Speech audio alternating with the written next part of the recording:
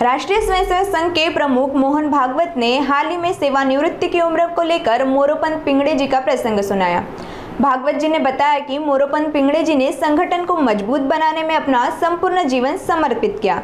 उम्र बढ़ने और शरीर दुर्बल होने के बावजूद उनका चिंतन हमेशा चलता रहता था और वे अंतिम दिनों तक युवाओं को प्रेरित करते रहे। उन्होंने कहा कि जब मोरोपंत जी के 45 वर्ष पूरे हुए तो वृंदावन की एक बैठक में देश भर के कार्यकर्ताओं के बीच उनका सम्मान किया गया और उन्हें शॉल पहनाई गई। भागवत के इस किस्से से यह संदेश भी गया कि संगठन में हर वरिष्ठ व्यक्ति को समय आने पर जिम्मेदारी युवाओं को सौंपनी चाहिए ताकि संगठन की ऊर्जा बनी रहे।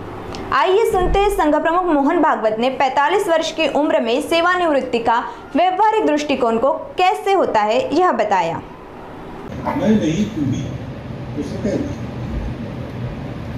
मोरोपंतांनी इतकी सगळी कामं केली, मग एक वय झालं, थोडंसं शरीरही दुर्बल झालं तरी ते करणार। पण त्यांनी सांगितलं की आता या काही कामांना सोपवून द्या, अजून झालं। नागपूरला ते येऊन राहिले शेवटी, कारण चिंतन तर होतं सगळं, खडानखडा माहिती होईल, आम्ही सुद्धा सल्ले घ्यायला त्यांच्याकडे जायचो, सांगायचे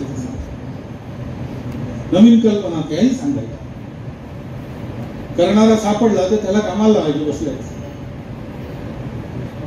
परंतु त्यांना एकदा म्हटलं की झाला का जरा आराम करा, कुठेही मी कसा आराम करू वगैरे नाही, किंवा मी इतकं केलं आहे त्याचा मागमूस नाही। कोणी जर त्यांच्या या सगळ्या कर्तृत्वाचा उल्लेख वगैरे केला तर ते हसत खेळत त्याची अशी हलकी संभावना करायची।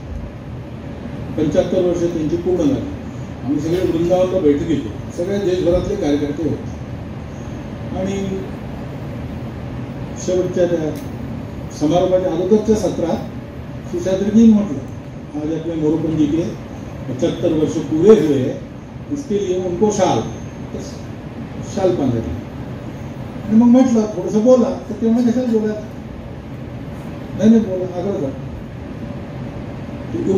उभे राहिल्यावर स्वाभाविक मोरोपंतांचं बोलणं म्हणजे कार्यकर्ते जरा हसण्याच्या ह्याने पाहायचे, तर ते म्हणायचे की मेरी मुश्किल ये है कि मैं खड़ा होता तो लोग हंस रहे, मैंने हंसने लायक कुछ बोला नहीं तो भी मेरे बोलने पर हंसते,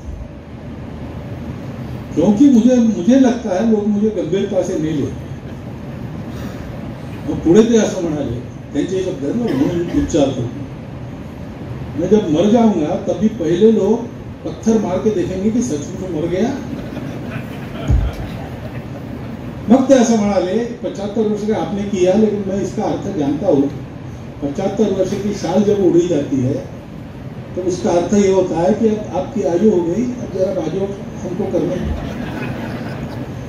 म्हणजे त्यांच्या गौरवाकरता गौरवाचा भाव मनात घेऊन सगळं होतं, त्याच्यात तो गौरव आपल्याला चिकटू नये ह्याची त्या स्वतःच काळजी घ्यायची आणि असा विनोदाचा सोरा चालून तो चिकटणारा गौरव सगळा सोडून बाहेर टाकायचा। हे मनुष्याचं व्यक्तित्व जेव्हा विलीन होतं, आपल्याकडे एका गीतात उल्लेख आहे, त्या अहंकार कोशात कोंडून पडे पुरुषार्थ, तो कोश दुभंगुनी होत हे विशाल जीवनाचा, जगतास देऊ मानवता संघ हीच जीवन गाथ। या ओळी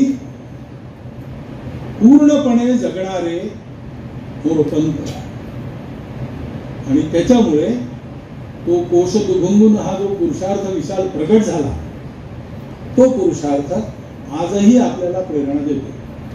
मला वाटतं हे पुस्तक सगळ्यांनी घेतलं पाहिजे। आणखी स्वयंसेवक आज जे नसतील इथे त्यांना सांगितलं पाहिजे, कारण जसं डॉक्टर हेडगेवारांचं चरित्र संघाच्या लोकांनी पुन्हा पुन्हा वाचलं पाहिजे, तसं हे एक चरित्र आहे जे आपण पुन्हा पुन्हा वाचलं पाहिजे आणि वाचून त्याच्यातून योग्य बोध घेतला पाहिजे। मला वाटतं तो बोध हाच आहे की हिमालयासारखं कर्तृत्व हे संघाच्या चरणी शरण असं स्वयंसेवकाचं जीवन असलं पाहिजे। स्वयंसेवकाच्या जीवनाचा वस्तुपाठ आपण सगळ्यांनी या पुस्तकातून प्राप्त करावा आणि तुझे तेज अंगी शकांशाचं डॉक्टरांबरोबर म्हणतो तसं मोरोपंतांचंही काही शकांशांनी हे समर्पण आणि हे कर्तृत्व आपल्या वाट्याला आलं तर दाही दिशा उजळून जायची, उजळून टाकायची आपली जी मनीषा आहे ती मनीषा लवकरात लवकर पूर्ण होईल. म्हणून हा लाभ सगळ्यांना घडावा अशी शुभेच्छा आपणा सर्वांना देतो आणि माझे 4 शब्द संपतो.